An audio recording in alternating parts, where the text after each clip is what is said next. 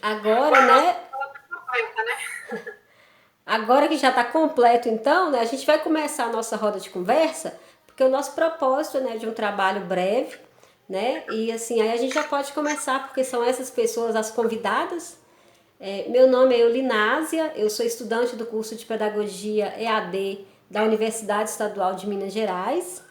E hoje nós estamos aqui para falarmos um pouco sobre alguns pontos da Declaração Universal dos Direitos Humanos, que foi redigida, né, em 1948, sobre os impactos das atrocidades cometidas na Segunda Guerra Mundial. E aí eu abro espaço nesse momento para que os nossos convidados se apresentem, né, e falem um pouco dessa declaração de acordo com o contexto que vocês vivem. O espaço está aberto, né? E aí eu deixo livre a vocês, convidados.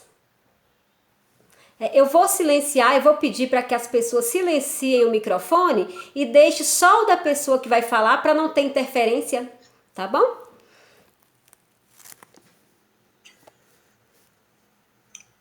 Alguém se dispõe?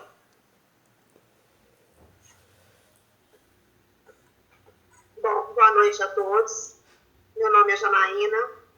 Eu sou historiadora e pedagoga e tenho especialização em psicopedagogia, em múltiplas linguagens em educação infantil, em educação infantil especial e infantil, e também alfabetização e letramento pela UENG, pela Universidade, né, Federal de Minas Gerais.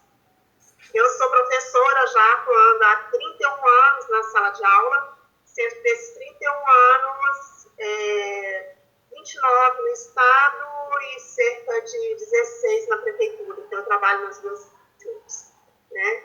E estou aqui para contribuir com o que eu puder.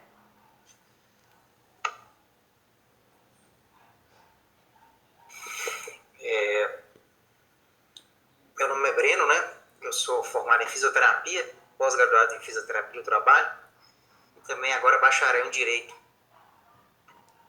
Eu sou marido da Eolinásia e vim só expor algum ponto referente a um pouco aos direitos fundamentais e aos direitos humanos, né?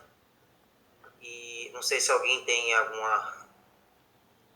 se acha que alguém quer que alguém exponha primeiro ou posso começar, Vila?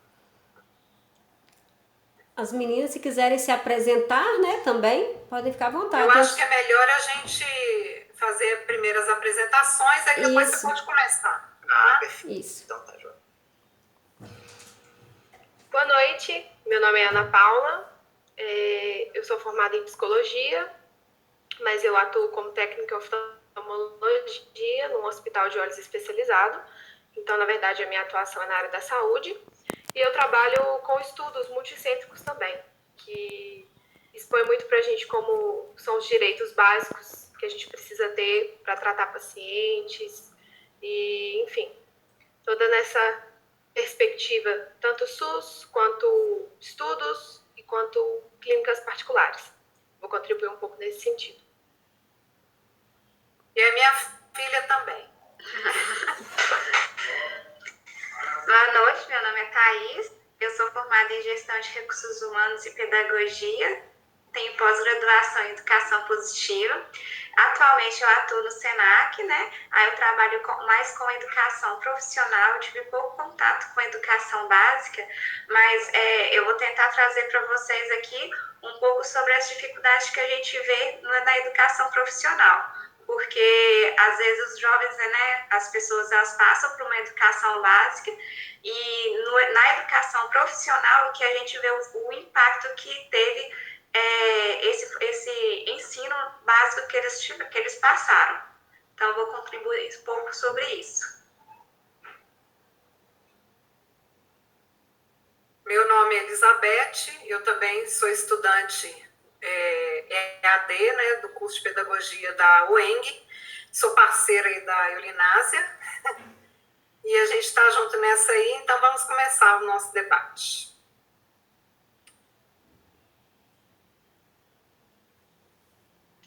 Eu queria só fazer uma correção. Eu falei UENG, mas eu fiz pela FAI, tá? Federal de Minas Gerais. Breno, eu queria entrar, já que tá. Oi? Que o Breno ia começar. Pode ser. Ah, tá. Então posso começar? Como eu havia falado, meu nome é Breno, né? Sou marido do Inácio. A parte que ela me expôs aqui, para falar, não é nem tanto complexa, mas é um pouco a relação à diferença entre direitos humanos e direitos fundamentais, né? Os direitos humanos, eles são ligados à liberdade, à igualdade e estão positivados no plano internacional. É os direitos fundamentais, mas no plano internacional. Os direitos fundamentais estatuídos pela Constituição Federal de 1988 está exatamente, que estão positivados na nossa Constituição, estão no artigo 5º da nossa Constituição, e lá tem várias partes, vários direitos que nos é inerentes, que não é exposto para nós, de forma que nos protege de nós mesmos, dos homens contra o homem, e de forma que, além do mais, nos protege também em relação ao próprio Estado. Então, são direitos fundamentais, inclusive, é uma cláusula pétrea, conforme o artigo 60 da Constituição, não é possível alterar esse tipo de... o artigo 5º da Constituição. Pode acrescentar, somar, sempre agregar mais, mas tirar nunca. Só é possível tirar qualquer inciso do artigo 5º da Constituição somente por outra Constituição. Quer dizer, nós vamos ter que revogar nossa Constituição completamente para fazer uma outra Constituição, aí pode alterar e diminuir, alterar, usar o artigo 5º. Mas, do contrário, não é possível haver abolição, diminuição do nosso artigo 5º da Constituição. E outra parte que me foi posta aqui também, em relação a isso, foi como a orientação, como se proceder em relação à questão legal. Como que o cidadão ele vai procurar seus meios para ajuizar uma ação, para requerer, pleitear os seus desejos que ela precisa diante da sociedade.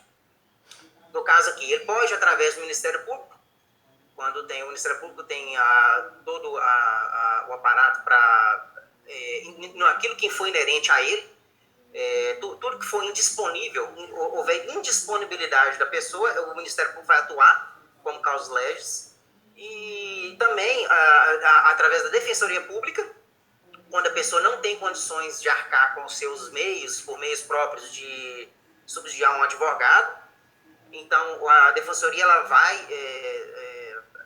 vai subsidiar dessa forma, assim, dando mais apoio jurídico à pessoa.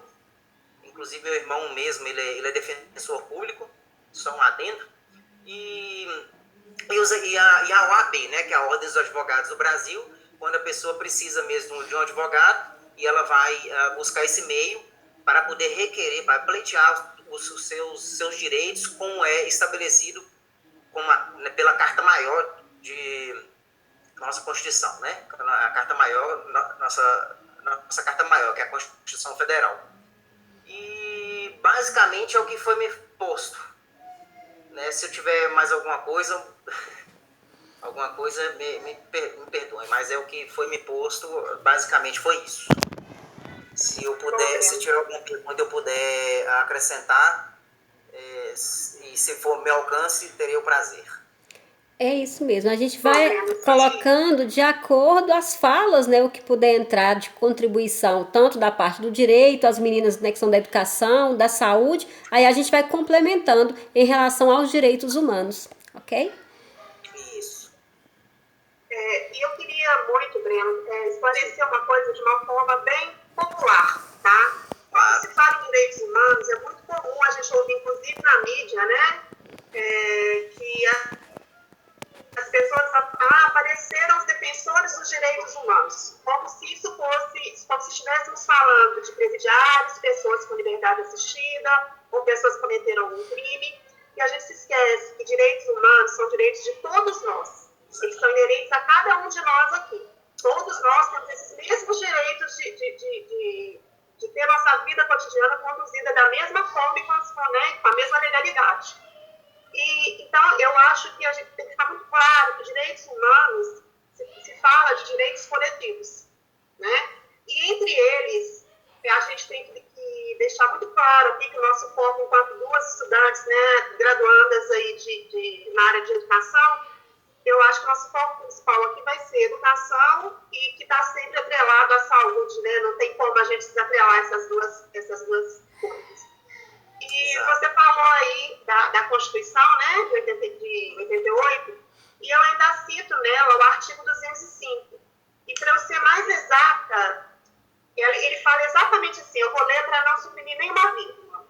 Ele fala assim: a educação, o direito de todos e dever do Estado e da família será promovida e incentivada com a colaboração da sociedade, visando o pleno desenvolvimento das pessoas, no seu exercício para a cidadania e na sua qualificação para o trabalho. Né? Aí a gente ouve a Thaís falar aí, quando eles chegam lá, né, eles não estão muitas vezes preparados, porque foi suprimido deles esses direitos já, né, bem antes, na educação fundamental, na educação básica. E eu ainda consigo citar aí a Declaração Universal dos Direitos Humanos, que ela é de 48, né, que ela também fala que todas as pessoas têm direito à liberdade de pensamento, de consciência e liberdade religiosa. Toda pessoa tem direito à liberdade de opinião e expressão. E eu não podia também deixar, já que a gente está falando de educação, de ir lá na LDB. E no artigo 2º da LDB, a gente percebe que foi, na verdade, um plágio, foi meio que uma cópia, né, do artigo 205 da Constituição. Ele muda pouquíssima coisa lá no final, quando ele fala aqui, ó, educação, dever da família e do Estado, inspirado nos princípios da liberdade e nos ideais de solidariedade humana. Aí entram os direitos humanos, né? Solidariedade humana tem tudo a ver aí com esse link. E tem por finalidade o pleno desenvolvimento do educando, seu preparo para o exercício da cidadania e sua qualificação para o trabalho. A gente percebe que a LDB e a Constituição elas falam praticamente as mesmas coisas e com as mesmas palavras. Não se muda muita coisa, não. Né? E se vocês me permitem, eu já vou continuando aqui, porque eu sei que depois a Thaís vai ter algumas... eu acho que eu vou falar um pouco do legal e ela vai falar da realidade, né? Eu vou falar do que deveria acontecer, né? E ela vai falar do que realmente acontece. Eu acredito que seja por aí.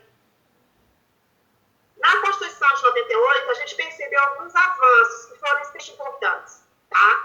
A nível de educação.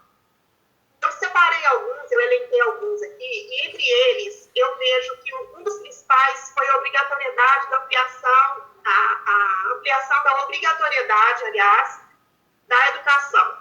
Antes, o ensino médio não era obrigatório, ele passa a ser obrigatório dos 15 aos 17 anos. Isso foi uma mudança importantíssima, quer dizer, hoje o ensino médio, ele é obrigatório, né? Ele é cobrado das famílias como algo obrigatório.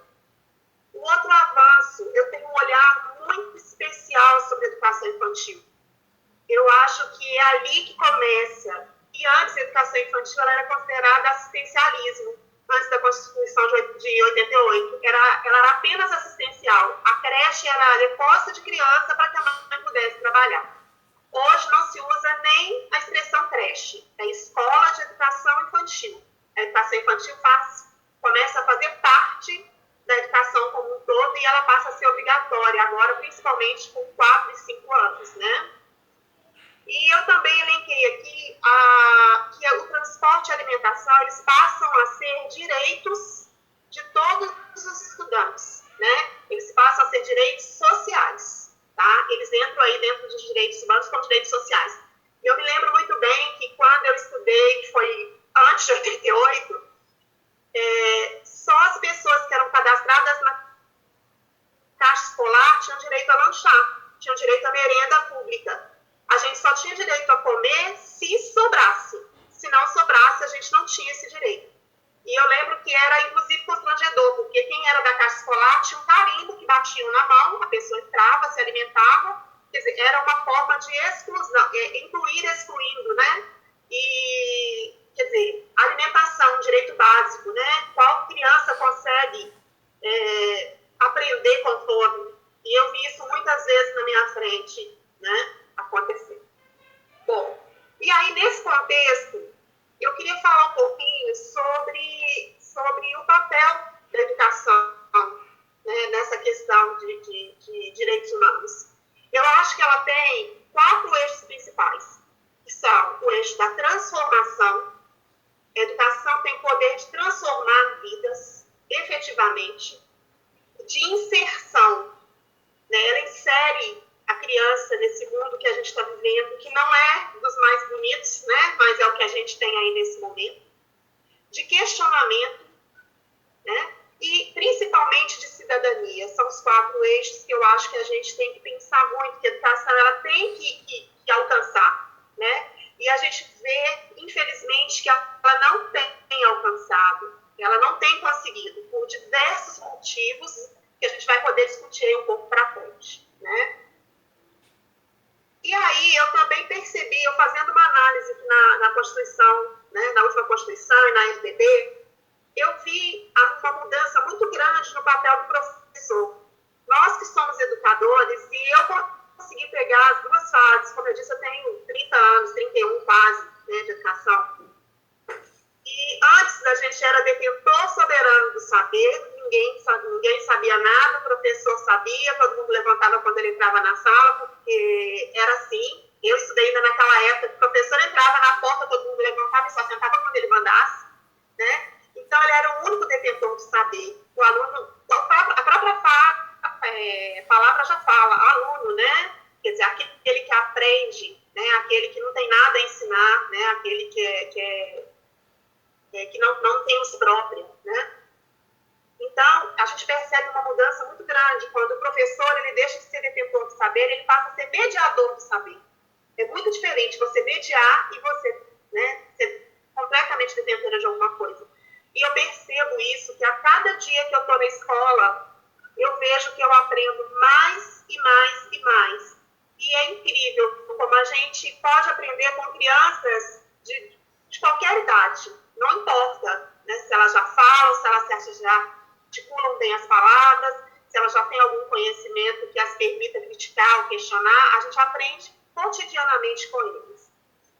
A gente, enquanto professor também, aprendeu a reconhecer as desigualdades sociais, porque antes eu acho que a gente tinha um pouco de viseira, a gente não reconhecia essas desigualdades. E hoje a gente consegue ver, né?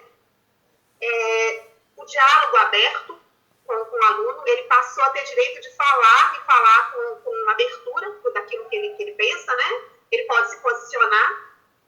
Uma outra coisa que eu acho que mudou muito foi a questão em relação família-escola. A família só era chamada na escola antes se o aluno fosse indisciplinado e para receber algum tipo de reclamação, né? A escola era fechada para as famílias. Hoje não, a gente está convidando as famílias para que estejam conosco na escola. E mais para frente a gente vai discutir que isso é um problema hoje, porque a ausência da família é um dos principais fatores para que a educação talvez não esteja correndo da forma que ela deveria. E eu vejo uma coisa aqui, que o professor ele deveria ter uma neutralidade afetiva. E eu vejo isso como uma coisa muito séria, porque como que você vai manter uma neutralidade afetiva, e aí a Ana Paula vai poder falar um pouquinho até para a gente depois enquanto psicóloga, como você mantém essa neutralidade afetiva quando você está vendo que seu aluno está indo com fome, quando você está vendo que ele está dormindo demais e você vai conversar com ele, ele vira para você e fala, eu não comi, ou minha mãe dividiu um ovo com todo mundo em casa, porque eu escuto isso praticamente todos os dias. Ou quando você vê uma criança mancando, como eu tive um caso na escola, que ela mancava muito e a gente começou a observar, não vou citar o nome da criança para não expor, mas senta aqui, vamos olhar o que está acontecendo, vamos olhar. Quando nós conseguimos tirar o sapato, ele estava com uma ferida tão grande que estava dando bicho dessa criança. Né? Então, como se manter neutro em situações como essa, né? Como essas. E aí, eu acho que diante dessas coisas que eu falei um pouquinho, eu vou deixar para que vocês também exponham em cima disso, né? Relatem as experiências de vocês em cima desse contexto aí, que eu procurei ser bem breve, né? Porque a gente teria um mundo de coisas para falar.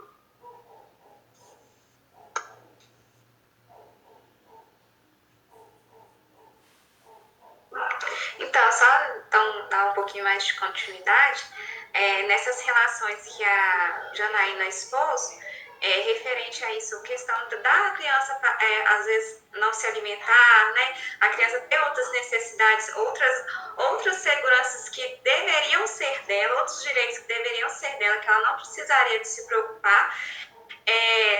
Nas pesquisas que eu fiz, essas são uma das razões também que às vezes as crianças não permaneçam, os jovens, né, não permaneçam no ensino. Porque assim, a Constituição fala, né, que é direito deles ter a educação e permanecer na educação, né? E isso parte às vezes também dos pais, né, com a contribuição dos pais. E às vezes as crianças precisam sair da escola para trabalhar, ou porque às vezes não tem nem material para ir para a escola. Hoje eu vejo muitas escolas fornecendo materiais, que é um avanço, né, bom, que teve um avanço bom. E isso a gente vê às vezes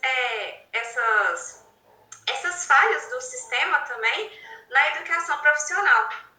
Porque muitos jovens, muitas crianças, jovens, né, jovens e adultos, eles chegam para a gente na educação profissional, muitas vezes não sabendo ler direito, não sabendo escrever. Então, o professor que é de educação profissional, que é de uma área específica, ele acaba tendo que virar pedagogo desse aluno também, para ensiná-lo a ler corretamente, a escrever corretamente. Então, cria esses buracos que, às vezes também, nas escolas, eles ficam preocupados demais em somente passar o aluno, passar, né, de ano, e não ver se realmente está oferecendo um ensino com qualidade.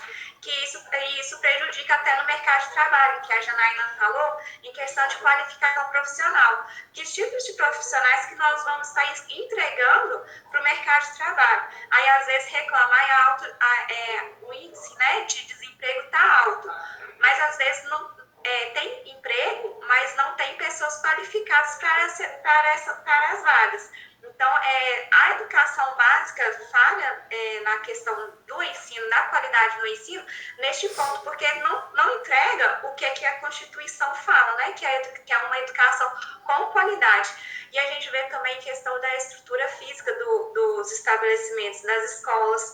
As escolas, muitas vezes, igual a Janaína falou, muitas crianças, eu fiz estágio no CAIC, não sei se vocês conhecem aqui em Santa Luzia, tinha crianças que iam para o CAIC para se alimentar, não era para estudar, eles estavam com tanta fome que eles iam para se alimentar, né? Então, mas tem escolas que não tem merenda. Então, assim, essas crianças ficam à mercê do sistema, porque aí elas acabam que elas não conseguem terminar os estudos dela. E isso atinge uma grande proporção da população. E na Constituição também prevê que todas as pessoas acima de 4 anos, né, sejam alfabetizadas, que é o que não acontece também, porque nem todas as pessoas conseguem se alfabetizar, né? Tem muitas pessoas que param as escolas, eu acho que a Ana também já viu pessoas da nossa turma, às vezes, na nossa sala, parar a escola porque precisavam de trabalhar, né, para alimentar até a mesma família. Então, são situações muito tristes.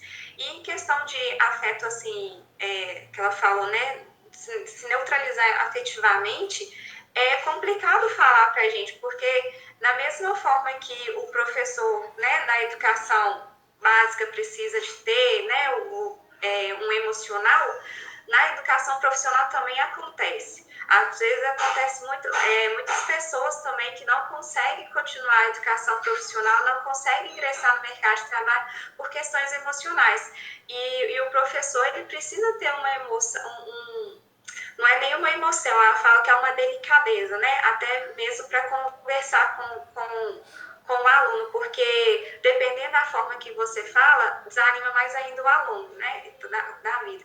Então, ter esse tipo de cuidado também com o aluno. E isso a gente vê também que os professores deveriam ser capacitados para essas situações e não são, né? Eu vi também num artigo questão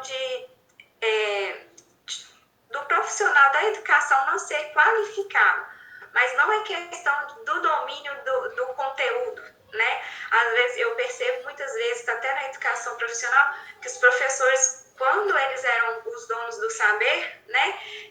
Tem muitos que continuaram nessa era, tem muitos que não conseguiram abrir a cabeça para entender que o mundo mudou. Então, que eles precisavam também se qualificar para essa mudança também. Mas acontece também dessa questão de ter o apoio também do governo, o apoio do sistema também para capacitá-los também, né? Porque hoje a gente vê no mundo da pandemia o tanto que os professores precisaram de mudar. E assim, não foi o governo que capacitou, foram eles que fizeram isso porque eles queriam levar o aprendizado também para os alunos deles, eles não queriam deixar os alunos prejudicados. Então, tanto que eles se esforçaram para eles fazerem, a gente brinca que virar até YouTube, né, para eles fazerem de tudo para levar esse aprendizado para os alunos. E aí não tem a valorização também do governo, não vê isso dos professores, não vê essa valorização, e aí acaba que as pessoas vão cada vez mais, ficam mais desanimadas, até mesmo de se tornar professor. Então, às vezes a gente fala, a gente é professor, a pessoa já logo se desvaloriza, né? Porque de tanto que todo mundo já desvaloriza a pessoa, então a pessoa já fica um pouco para baixo, e deveria ser o contrário. Eu abordo também o assunto de segurança na escola, porque hoje o professor também fica numa situação muito delicada, porque ele não tem uma segurança dentro da escola também. Antes, quando o professor era, né, o dono do saber, ele tinha um respeito dentro de sala de aula. E hoje a gente observa que ele não tem esse respeito, né? Então a gente trabalha muitas vezes na área da educação com medo. Aí eu falo assim, por mim que trabalho em escola privada, aí penso, né, não precisa se preocupar com isso, precisa sim também, porque chega na educação profissional, as pessoas chegam agressivas também, e a gente fica com medo, dependendo às vezes, ainda mais por eles estarem pagando, né, o curso, eles já chegam muito exaltados com a gente, porque não teve também um vazamento, né, anterior até mesmo da família, nem era da escola, mas às vezes da família também. Então, todo mundo que trabalha na área da educação, eu acho que fica muito mercê da segurança, porque hoje não existe mais esse respeito que havia antigamente, que era uma coisa positiva, que poderia continuar, mas que hoje todo mundo, assim, é muito desrespeitoso, né, com todos. E eu acredito que é isso que eu queria falar. Eu queria, Thaís, antes da Ana Paula abordar a parte de saúde, ainda dando continuidade nisso que você falou, eu queria ainda, além disso tudo que você elencou, colocar uma situação que a questão quando você fala da má formação profissional, ela está chegando, infelizmente, nos cursos a nível superior. Hoje eu estou fazendo designação de funcionários, e o que eu percebo é que ser professor hoje deixou de ser uma vocação. Não que vocação enche a barriga, tá? Porque tem gente que fala assim, a professor tem que trabalhar por missão, por vocação. Peraí, missão e vocação não enche a barriga de ninguém, nós precisamos ser bem remunerados, reconhecidos, entre outras coisas. Mas a educação passou a ser um bico. Eu não consigo, por exemplo, chegar lá no fórum e ser atendida pelo juiz, porque eu não sou advogada, eu não tenho a carteirinha da OAB. Mas um advogado consegue chegar na sala de aula e dar aulas. Um engenheiro dá aula, um enfermeiro dá aula, não desmerecendo, mas cada um, né? Para isso existe o curso de pedagogia, né? Para isso, o normal superior, ele foi até ultrapassado por um curso superior, não que ele fosse ruim, porque ele não era, né? Era um curso muito bom, mas hoje nós temos uma formação a nível superior, né? E a gente percebe que a qualidade dos profissionais que a gente está recebendo nas escolas, ela é, assim, lógico que tem as exceções, mas ela é, assim, preocupante. Nós fomos fazer a correção de umas avaliações essa semana, nós temos professor que não consegue usar a letra maiúscula depois de pontuação. Janaína, assim, agora como profissional de RH também, a gente observa isso em qualquer profissão. Em qualquer profissão que você for, hoje a gente observa, a gente pede para eles fazerem redação, a gente vê muitos erros de ortografia. Às vezes a gente percebe também que a pessoa tem até dificuldade de entender as coisas, né? Então, hoje em dia é muito difícil, porque eu acho que às vezes as empresas também elas estão num processo de mudança que elas estão olhando mais de uma forma mais emocional, né? Da pessoa, mais questão de habilidades, mais questão de caráter da pessoa mesmo. Porque a habilidade técnica, às vezes as pessoas têm também, mas o comportamento dentro de empresa, dentro do mercado de trabalho, às vezes não é conveniente, né? Então, a gente percebe muito isso, né? A gente faz processos seletivos também para professores, né? Nas nossas áreas, né? De cursos que nós oferecemos, nós verificamos muito essa falha de não conseguirem, às vezes, saberem se expressar, saberem escrever também, saberem fazer uma leitura. Então, nós vemos também essa dificuldade. Então, assim, não é somente professor. Eu acho que está, assim, de uma forma geral. E esse final de semana a gente estava até brincando na casa do meu esposo que na pandemia, né, tal, é meio difícil dos alunos aprenderem de forma remota, de forma online. E a gente estava brincando, nosso Deus, se hoje já está difícil os profissionais no mercado, daqui para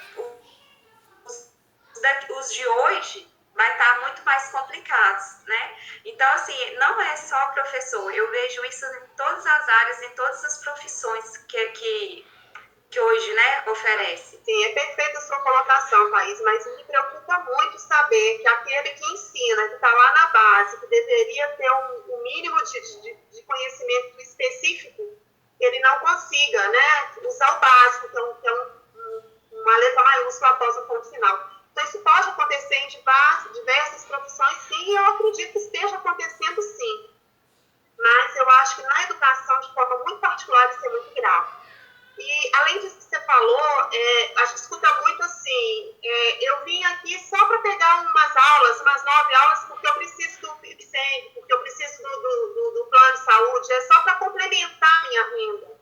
Quer dizer, educação não pode ser complementação de renda. Educação é algo muito sério, você está formando pessoas. Se eu estrago uma máquina, eu compro uma peça e eu consigo trocar e arrumar, ou eu consigo comprar uma outra máquina. Se eu estrago pessoas, e aí a Ana Paula vai poder falar melhor do que eu, para arrumar é muito difícil depois. Eu não sei nem se tem conserto em algumas situações. Então, isso me preocupa muito. E eu vejo também a falta de políticas públicas realmente responsáveis, sabe?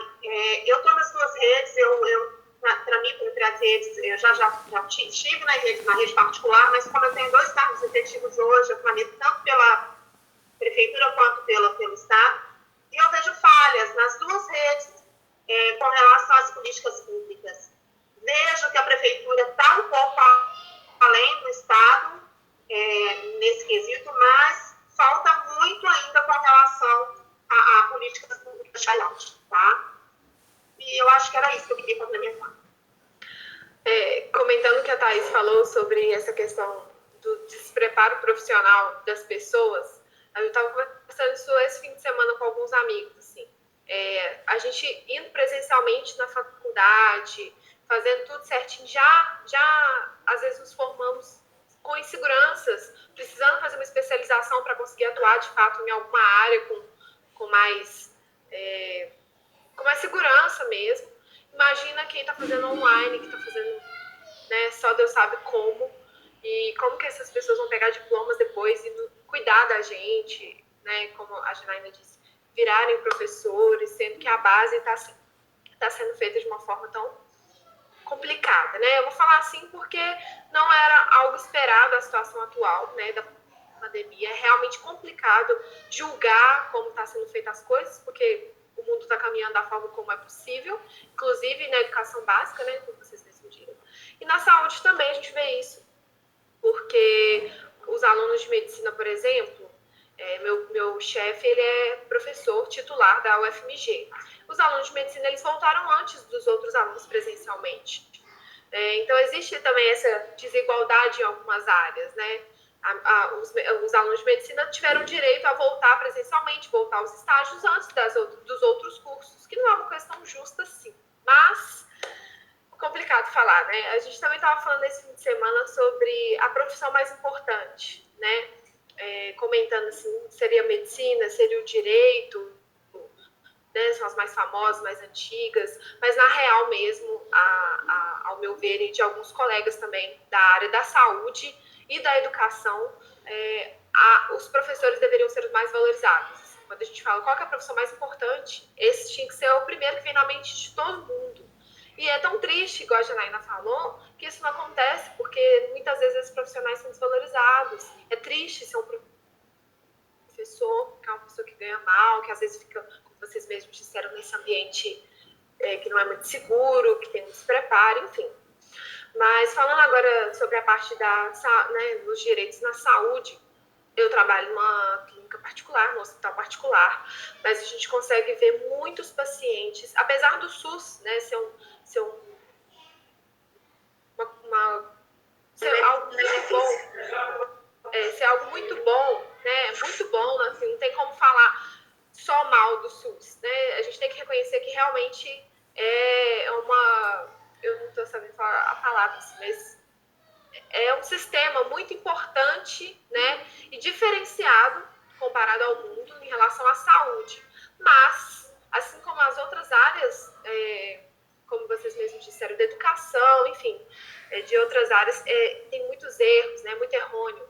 De forma geral, o governo do Brasil ele tenta dar acesso à educação para todo mundo, alfabetizar todo mundo, dar saúde para todo mundo de um jeito muito ruim. Em todas as áreas, é aquele negócio assim, vamos fazer tudo mal feito, né? A gente vai fazer tudo, todo mundo vai ser educado de qualquer jeito. O que importa é o povo saber ler e escrever igual o nariz deles.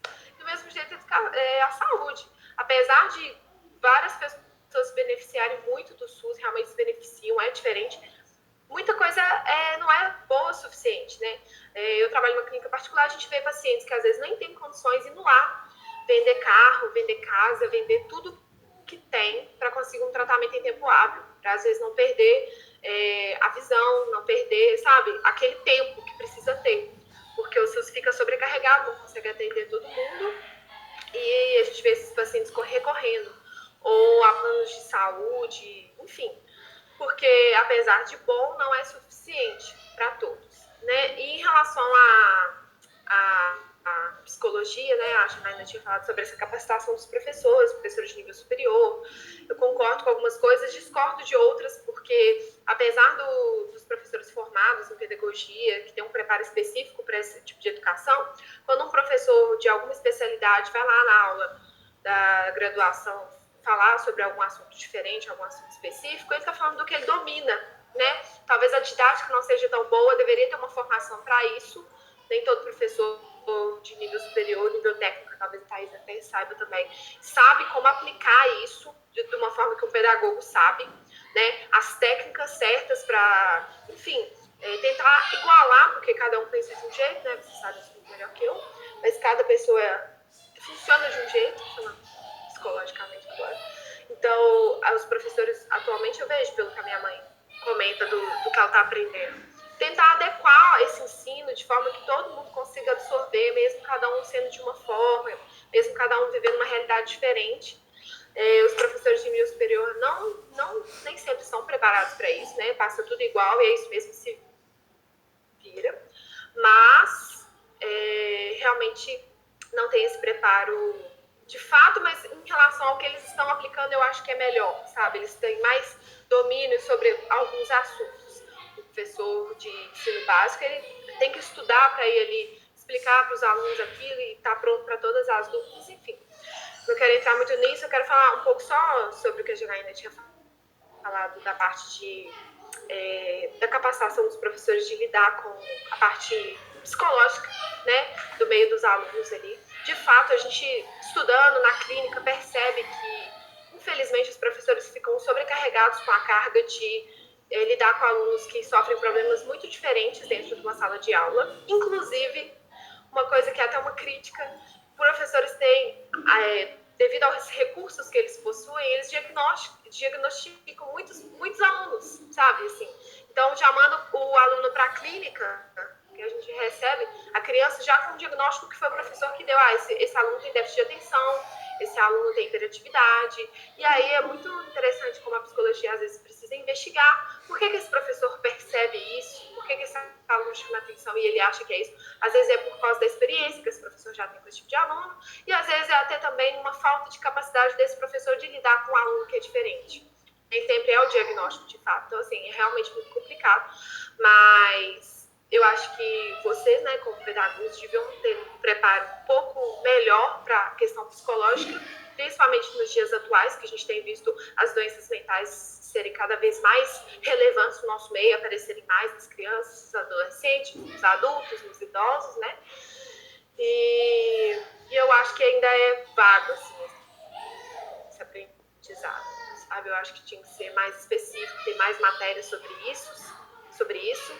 E, enfim, é por aí. Só mantendo também, porque quando eu fiz estágio também lá no CAIC, tem essa questão também de que, às vezes, quando o professor, né, identifica alguma situação, alguma dificuldade, desafio no aluno, ele realmente encaminha, né, pro psicólogo. E aí, na prefeitura, falam que tem um psicólogo, e aí eu não sei, né, porque eu não tinha feito, não deu tempo de eu fazer acompanhamento com nenhum aluno que tinha ido nesse psicólogo. Mas aí a gente pergunta também se esse tratamento psicológico que realizam nas escolas são efetivamente assertivos. Porque, assim, não sabemos, né, eu não fiz o acompanhamento, mas as professoras até falaram, Thaís, esse passo sempre é um remédio que eu sempre esqueço o nome dele para falar criança, tudo mais assim, não lembro o nome do remédio. Eles sempre só passam isso, né, então, assim, será que realmente está trabalhando as emoções da criança? Será que realmente está sendo trabalhado a dificuldade que o aluno está tendo? Será que está tendo que esse suporte está acontecendo com o professor?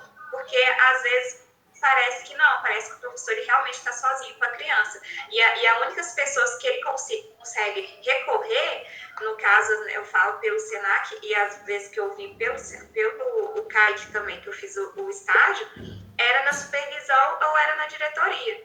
E são pessoas que são pedagogos também, não são psicólogos, né, para trabalhar realmente com a dificuldade da criança. Então, é outro direito que eles deveriam oferecer, mas que não tem. Assim, que tem, mas vamos dizer que é meia boca, né? Meio falho. Falho, isso mesmo. É isso mesmo. A medicação... desculpa, Janaína. Mas a medicação que você está falando provavelmente é Ritalina. Não sei se é essa. Acho que é isso. Porque é realmente comum essa prescrição pelos psiquiatras, porque acalma a criança. E aí fica tudo certo, né? A criança fica ali quietinha. Como você disse, nem sempre é resolvido o problema. Normalmente ele está dentro de casa, com os pais ali, uma coisa mais complexa, né? Mais difícil de ter acesso. E aí eles passam Ritalina, a criança fica ali uns anos tomando e tranquila na sala de aula, deixa o professor trabalhar. Isso, aí no trabalho, as outras emoções da criança, a criança continua com os mesmos problemas e não é resolvido. Então aí cresce um adulto problemático. Problemático. Não adianta. Eu falo um pouquinho sobre isso. Eu trabalho numa escola que é polo de atendimento de AE. Eu não sei se vocês já ouviram falar, se todo mundo aí já teve acesso a esse termo. AE, atendimento especializado para crianças especiais mesmo, que a gente chama, né, para criança especial. É um atendimento realmente, é uma sala separada, onde tem um professor, que na verdade é um professor que tem formação em educação especial obrigatoriamente, tá? Ele tem que ser psicopedagogo ou ter alguma formação na área de educação especial. E agora, isso que vocês falaram aí, de professor querer diagnosticar menino, isso vem dessa escola antiga, né? E que a gente tem brigado muito nesse sentido de que nós não podemos fazer diagnóstico. Tá? É uma coisa que eu, enquanto pedagoga, com as minhas turmas, eu coordeno todo o ensino fundamental, e às vezes elas chegam lá e falam assim, a criança, ela descreve mesmo no relatório, fulaninho é uma criança agitada, sem que lá, concluindo, é imperativo. Aí eu falo, mas peraí, você não é psicóloga, você não é psiquiatra, você não é médica, você não é nem psicopedagoga. Você não pode diagnosticar. Então, o que a gente tem lutado muito nas escolas, para que os professores aprendam a relar as características da criança sem taxar. A criança ela não consegue prestar atenção, ela não consegue olhar nos seus olhos, ela tem compulsão alimentar, ela tem... Você dá as pistas para o psicólogo. Ele sim vai entender que aquelas pistas indicam para ele um caminho, né, de um transtorno ou de algo assim. Agora, quando eu falo das políticas públicas, o que acontece? As salas de AE, elas são muito comuns hoje em algumas escolas. Por exemplo, eu tenho um núcleo de escola onde uma escola é referência e ela recebe todas as crianças que foram diagnosticadas com algum tipo de transtorno. Aí sim, crianças já diagnosticadas com algo, tá? Não são crianças que o professor tem relatório, não. A gente recebe essas crianças lá para poder fazer o atendimento. Mas aí, o meu questionamento, quando eu falo das políticas públicas, vem daí. Tá, colocou todas essas crianças para serem atendidas por essa professora de apoio. E a equipe multidisciplinar? Onde é que ela está? Né? Um psicólogo sozinho não dá conta. Um fono sozinho não dá conta. Um psiquiatra sozinho não dá conta. O TO não dá conta. É preciso de um trabalho interdisciplinar. E aí eu tenho que concordar com a Ana Paula quando ela fala que o SUS é um baita de um sistema, sim. A gente tem que ter muito orgulho do sistema único de saúde que nós temos no Brasil. Porque se nós estivéssemos nos Estados Unidos, a gente estaria, ou você tem um problema de saúde, ou você morre. Porque é assim, ou em vários países do mundo. E aqui a gente tem, sim, médicos de qualidade que atendem pelo SUS.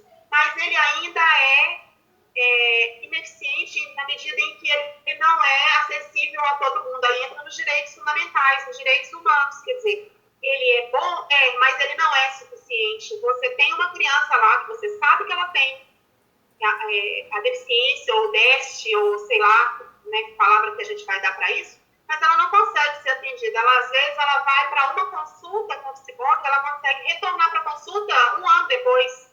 Quer dizer, quando ela, né? Nós temos, por exemplo, crianças, eu tenho nessa sala de crianças com TOD, que é transtorno obsessivo desafiador. É um problema seríssimo, porque eles não conseguem controlar as emoções. E eles batem muito, eles agridem muito, eles são extremamente agressivos. E, pra vocês terem uma ideia, o TOD nem é aceito para ele ser incluído na sala do AEF. Eles não consideram isso como um transtorno sério, como um transtorno grave. Uma criança que bate o tempo inteiro, que não aceita limites, que desafia o professor, o pai, o diretor e quem mais aparecer na frente dela, isso não é considerado como um transtorno sério que merece atenção.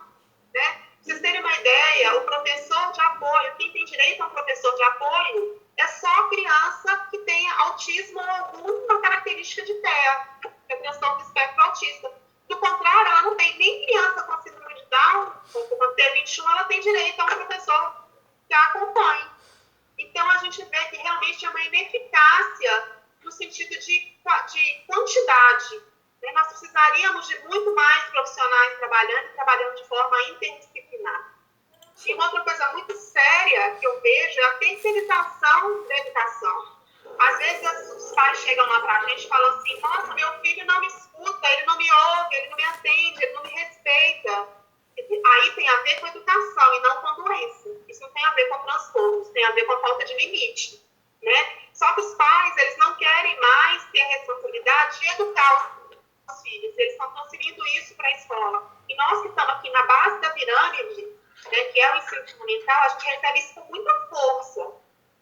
É muito comum você receber pais lá, inclusive, agredindo professores, inclusive fisicamente, quando você vai conseguir acalmar aquele pai, conversar com ele, ver o que está acontecendo, ele não está dando conta mais de lidar com o filho dele dentro de casa. Ele está tão estressado, ele está num nível tão alto de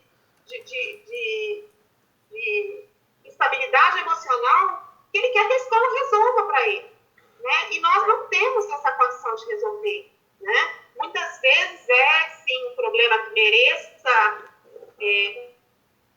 um tratamento de uma equipe multidisciplinar, sim, mas muitas vezes é uma questão simplesmente de limite de educação. Né? Então, a gente virou meio que para-raio. A escola de educação infantil e principalmente os anos iniciais do ensino fundamental virou para-raio de todo tipo de problema. Pessoal, você falando do SUS, Janaína, só para complementar pessoal, aqui. eu posso rapidinho. É o seguinte, é porque o aplicativo, ele tem um tempo de reunião calculado de 1 hora. Tá faltando 7 minutos para encerrar. Então, assim, eu peço desculpas de interromper, porque é o aplicativo, nós calculamos o horário de 1 hora, o tempo. Então, ele pode encerrar sem a gente finalizar, tá? Então, só para dar uma brecha para a Beth poder falar um pouco, e a Ana Paula, 7 minutos. Não, só vou concluir aqui que você, né, falou sobre o SUS, eu tinha comentado também. No artigo de 1948, né, eles falam que todo ser humano tem direito a um atendimento humanizado, realizado por profissionais qualificados, um ambiente limpo, acolhedor, que seja acessível para todas as pessoas. E apesar de alguns lugares do SUS realmente fornecer isso, a maioria não, a gente sabe, na clínica que eu trabalho, por exemplo, que é particular, é isso que a gente visa. Então, assim, é assim que a gente está atendendo os pacientes com a melhor qualidade possível, de acordo com o artigo dos direitos humanos, que deveria ser fornecido gratuitamente, e o paciente tem que pagar uma fortuna para conseguir isso. Então, assim, é só para complementar que realmente os direitos humanos são ótimos, né? E às vezes as empresas privadas se aproveitam dele para dar o melhor que as pessoas precisam e aí sim trazer o bem-estar. Pois é, gente. Então, eu gostaria muito de agradecer a todos vocês, Breno, Thaís, Ana Paula, Janaína, a Eolinásia, né, que está comigo nesse grupo aí. Foi muito bem abordado os assuntos, né? Nós tínhamos que falar especificamente dos direitos humanos e os direitos fundamentais. Tem muita coisa ainda a desejar, né? A gente está nosso país está crescendo, porém, a passos muito lentos, né?